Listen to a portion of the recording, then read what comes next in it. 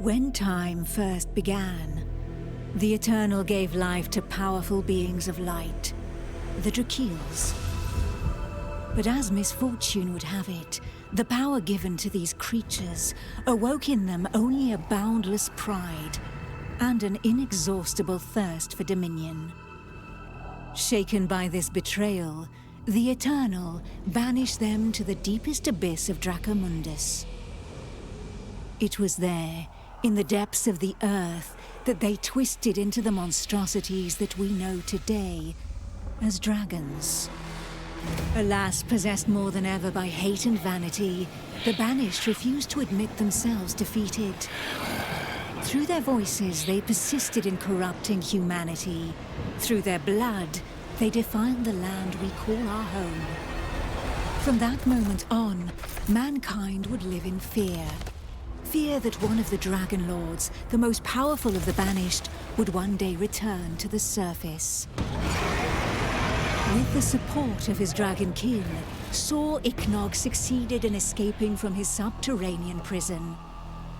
And brave souls, guided by the light, rose up and vowed to push him back. Soldiers of the Order, righteous and faithful to the Eternal, who suffered body and soul after coming into contact with draconic corruption. Rare were those who remained impervious to the depraved whispers of the dragons on the outskirts of this gaping breach. One such person was Godefroy of Clairval, Grand Knight of the Order of the Eternal.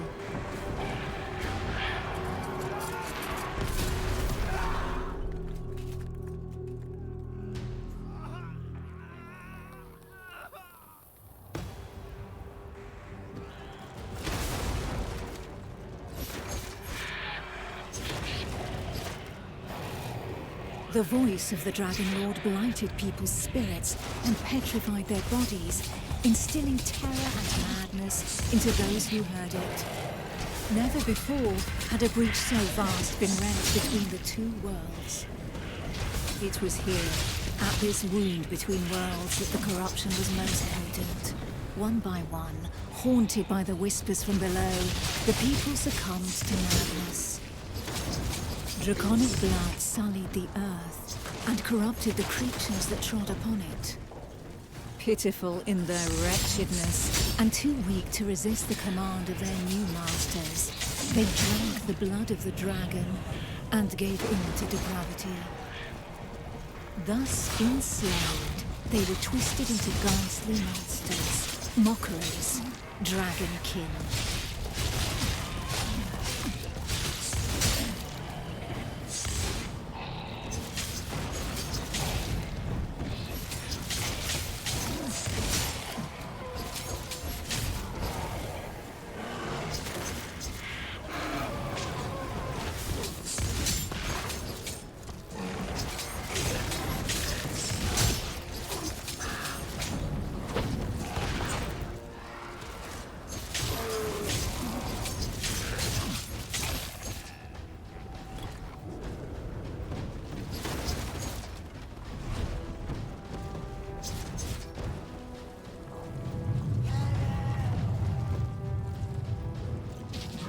Men, women, children, animals, for as many slaves as there were devoted to their cruel masters, just as many grotesque monsters blindly obeyed any order given to them by their Dragon Lord.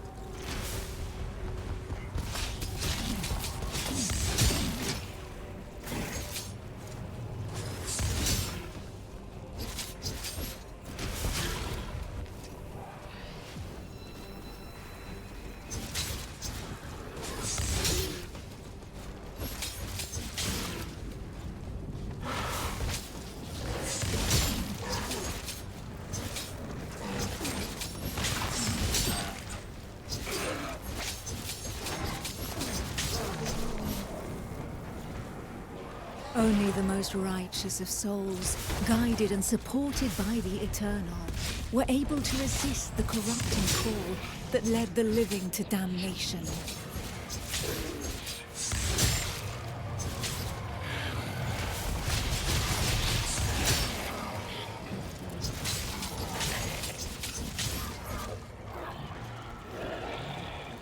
These righteous few bore the feeble flame of man through the darkest shadow, and though it flickered, it would not be extinguished.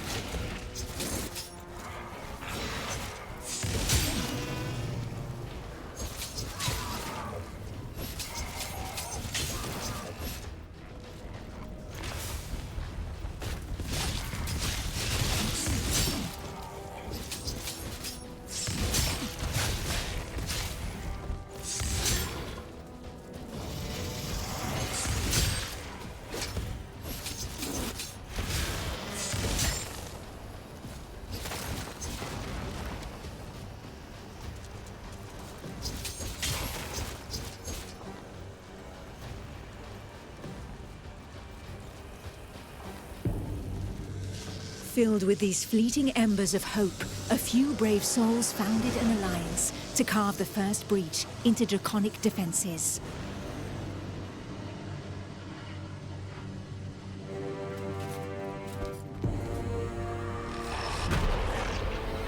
Here, the Dragonkin's power was strong. It fused our world with that of the Banished.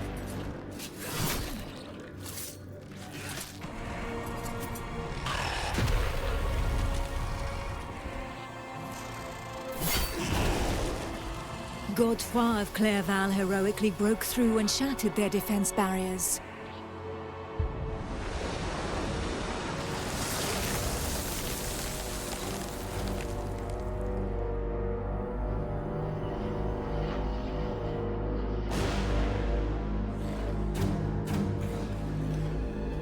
This act of bravery, a feat of the righteous alliance of men, allowed me to lend aid to the Knights of the Order of the Eternal.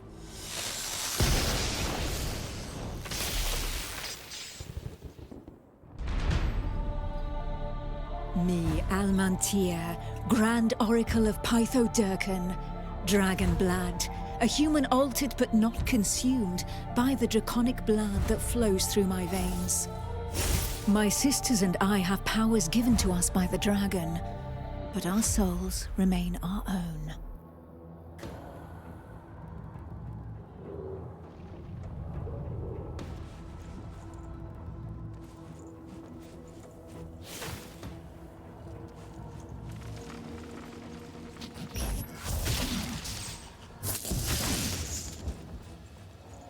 Neither dragonkin nor entirely human, and afforded extraordinary abilities by our forebearers.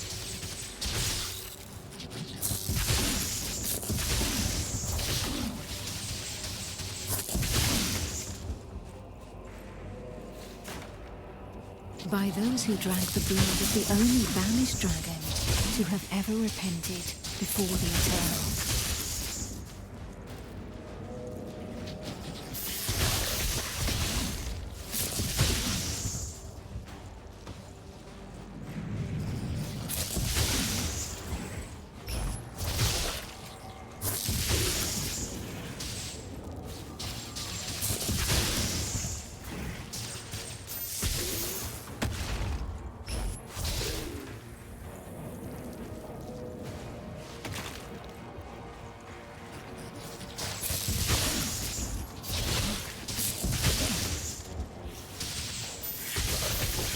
These few drops of draconic blood connected our souls to those of the dragons.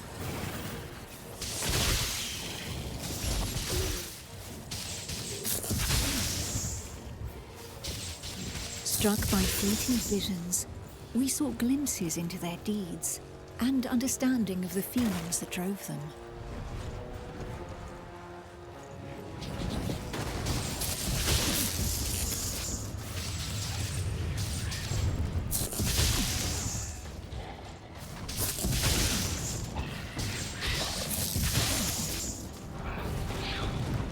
With that understanding came a vulnerability.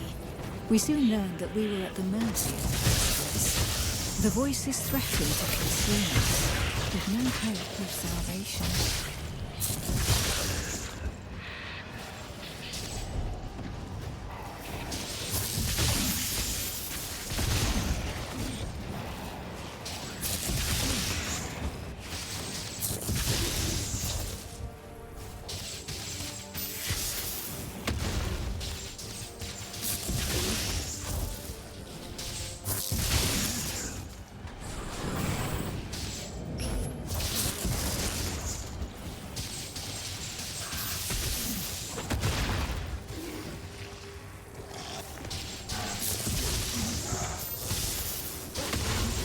But the formidable link that connected us to the dragons had also awakened something within us. We lived strong in the certainty that the Eternal had pardoned us for the draconic corruption in our veins.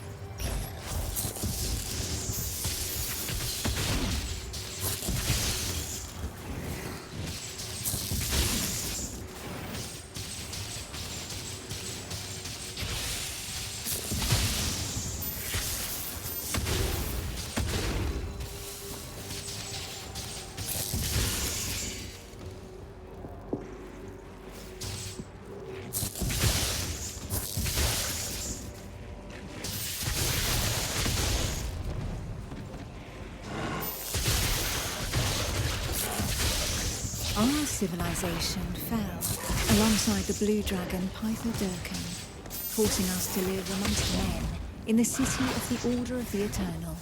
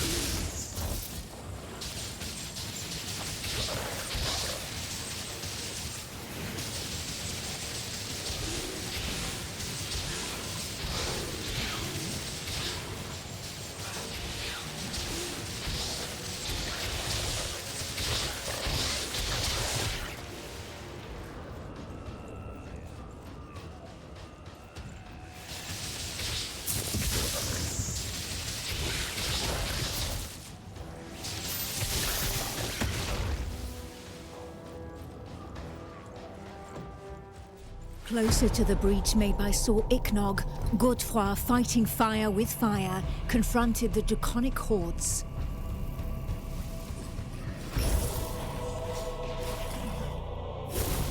I battled by his side, but my strategy was less direct.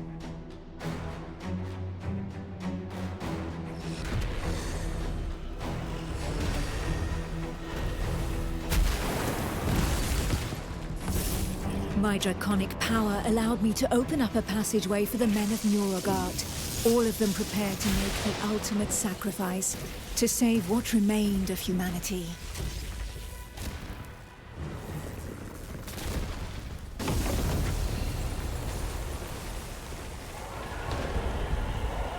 Once this invisible barrier had been breached, they knew that their lives would hang by mere threads. But these warriors from the north cared little for the uncertainties of our plan. A hero's death in the heat of battle with their enemy was the greatest honor that could befall them.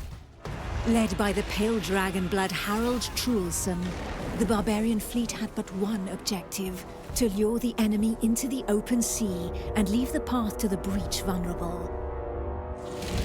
If a single vessel reached the coast, then this sacrifice would not have been for naught.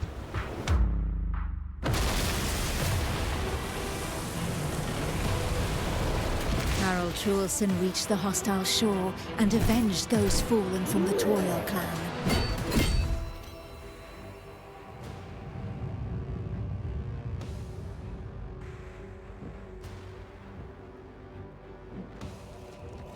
The barbarians of Nuragard feared neither pain nor death, and they welcomed violence as they might an old and familiar friend. Churlson knew this friend better than most. His existence thus far had been one of suffering, of hardening his resolve, and of preparing to endure the worst of torments. Without losing anything of value, every warrior of his clan held dear. His soul. While the Knights of the Order of the Eternal had always been forbidden from making use of dragon's blood, the warriors from the north, staying true to their values, had taken this risk. A select few, highly trained clansmen, risking their lives in the process, had successfully imbibed the pale dragon's blood without succumbing to the corrupting voices. Among them was Churlson. To become a dragon blood barbarian, he paid the ultimate price and cast away a portion of his humanity. In exchange, he received draconic powers that he put to use for the Toriel clan, the Eternal and humanity at large. And even if all others, from Monteskai to Nuragard, recognized the courage and sacrifice of these brave warriors, there was not one who did not also regard them with sincere disgust. While there could be no doubt of their loyalty to Toriel, defender of the Eternal, their bodies defiled by the dragons they were, drove the rest of mankind to reject them. Churlson, for his part, cared little for his appearance. What did this matter after all, as long as his soul remained intact?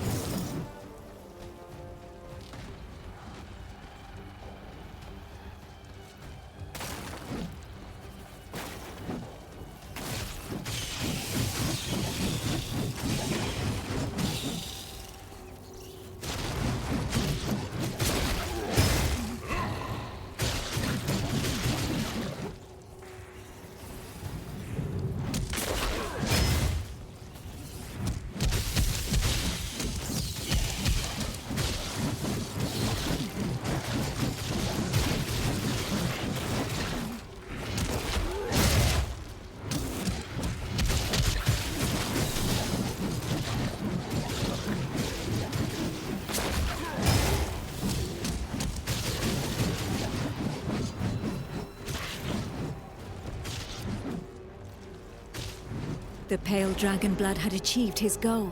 The Alliance's plan, as unlikely as it was to succeed, could run its course.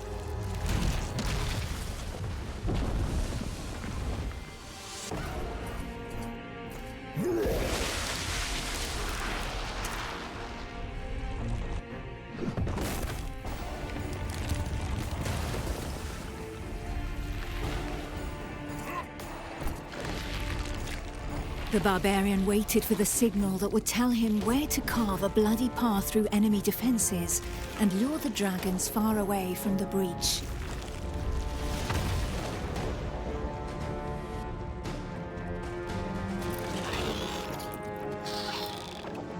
The Kongirati nomads, every bit as proud and as fearless as the warriors from the north, joined the alliance of men to help push back Sor Iknog, the Crimson Dragon.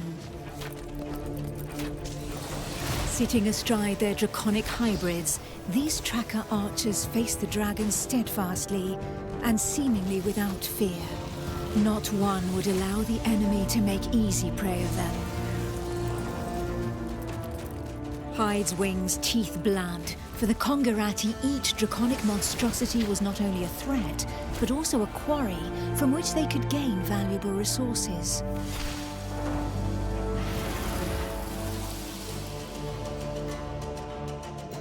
And where others had begged and prayed for divine salvation, these nomads made full use of anything the earth and providence offered them in order to survive.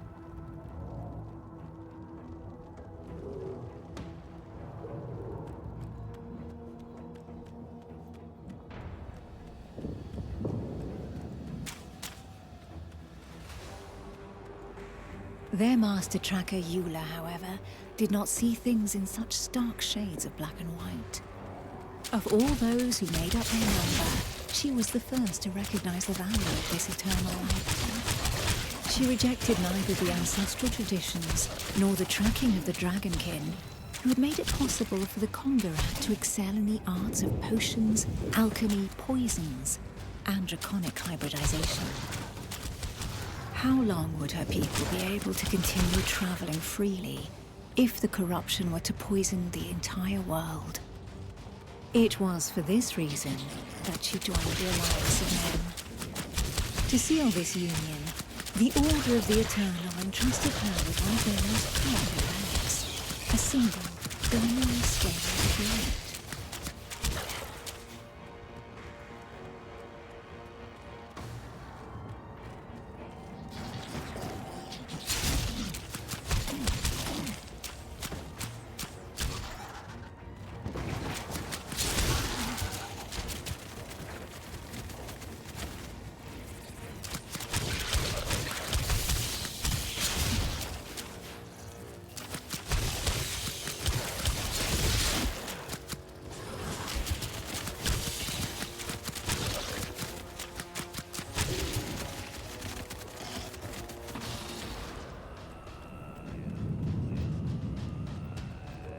If the legends are to be believed, this scale had been pried from the hide of one of the Drakeels in the heat of battle, back when these beams of light had pushed back the banished dragon lords that ventured too close to the surface.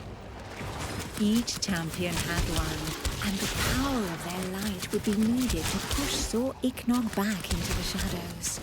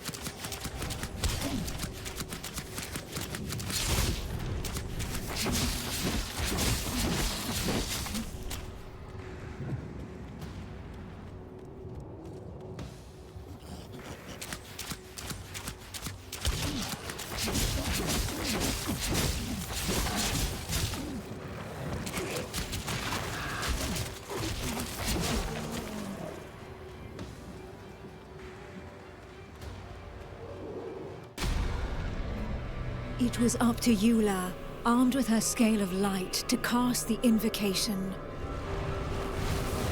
She would then know whether she had been right to put her trust in the Order and in joining the Alliance.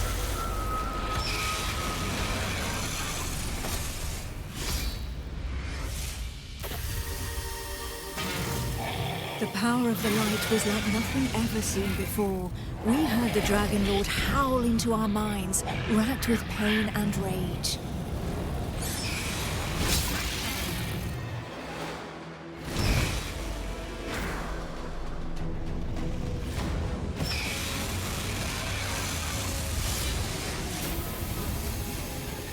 So close to the Dracomundus, our souls suffered as from 1,000 deaths, but we held fast to our positions.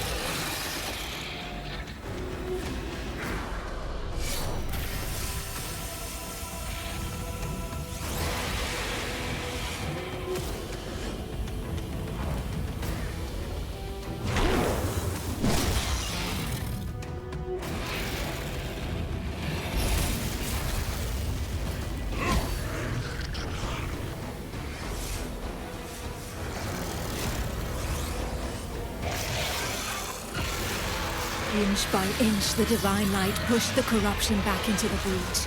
And it was thus that the banished lord Sor Iknog disappeared once more into the shadows, where he would suffer eternal retribution.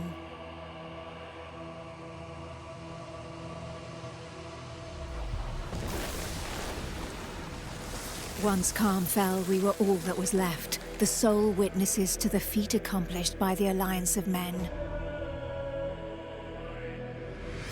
But more than ever, we knew that the taint of draconic depravity still festered in the depths of the abyss, impatient to break free once more. Thus, from the union of men and their allies that stood together in the face of the draconic threat, an elite corps was established within the Order of the Eternal, the Dragon Hunters.